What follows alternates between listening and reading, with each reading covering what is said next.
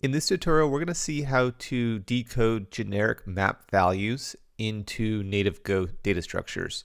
And we're going to be doing so with a package called mapstructure. And the reason why we're doing this is because it's not particularly easy, even though it is possible, it's not particularly easy to take values from, say, JSON that you might get from an API request or similar, and then store it in an actual native Go data structure. Whereas using this package makes our lives a little easier. It's a little difficult to explain the scenarios, but it's something that I use all the time. I use this package all the time when it comes to working with Go. And like I said, it's not absolutely necessary, but it will make your life a lot easier. So what we want to do is actually, so I do have this GitHub up. This is the project that we're going to be using. This library is called mapstructure. What you want to do to install it is you want to copy this line right here, and you want to add it to your terminal. This assumes that you already do have Go installed and everything configured. So we'll say go get, and we'll install this mapstructure package. Then after we do that, let's go ahead and create a new project in our Go path. So I am currently in my Go path. I'm going to create a new directory. I'll call it mapstruct project, and I'll navigate into it. And I'll create one file. I'll call it main.go. So with that created, I'm going to go ahead and open up in my IDE. I'm going to use Visual Studio Code. So I'm going to open this up. I'll zoom in a bit, and I'll open up this main.go file. And this is where we're going to add our code. So first, let's start by saying package main. We'll say function main, and we'll start by creating our map. So you can create an interface.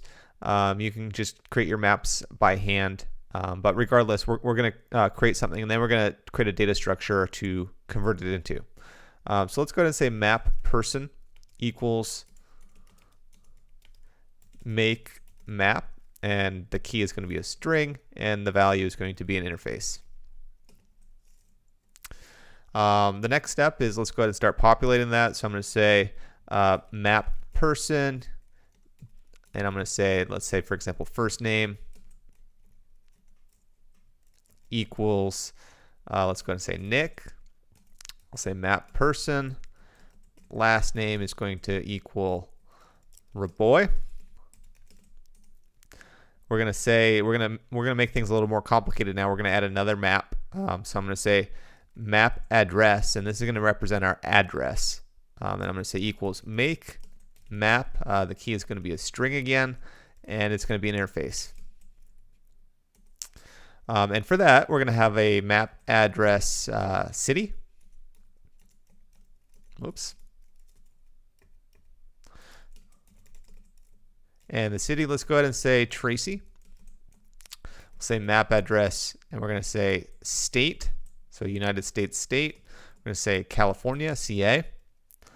And then we're going to add this address to the initial person map. And again, this is just me creating a map. We haven't actually added it to our native Go data structure yet, but we'll get there. So I'll say map person, and I'll say address equals, and I'm going to say map address. And just so that way we know what we're working with, let's go ahead and print it out. So I'm going to say fmt.println, and I'm going to say map person. I'm going to save it. So let's go ahead and try to run it.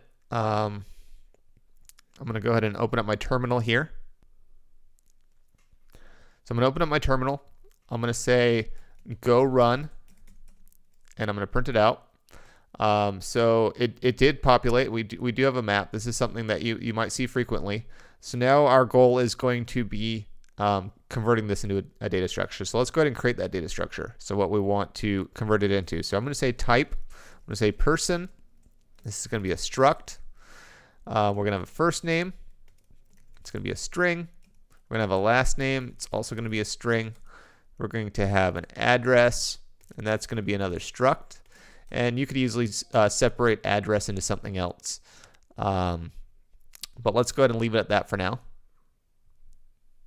Let's go ahead and say city, string, and then state, string. So this is what we want to work with. This is what we want to convert into. So if I scroll down here, let's go ahead and add it. So I'm going to say we're going to use the map structure package. So we're going to say map structure, and my editor is going to add the import in automatically.